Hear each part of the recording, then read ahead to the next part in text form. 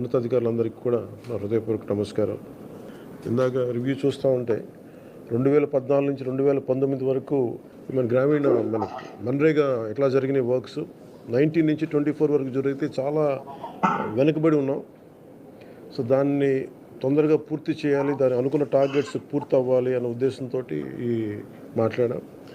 ఒకే రోజు ఈ గ్రామసభ తీర్మానాలు చేయాలి అనేది చాలామంది కోరిక. ఇది పంచాయతీరాజ్ వ్యవస్థలో గ్రామ పంచాయతీల నుండి జిల్లా పరిషత్ వరకు పటిష్టంగా ఉన్నప్పుడే నిజంగా మనం అనుకున్న అభివృద్ధి ముందుకు తీసుకెళ్ళగలుగుతాం.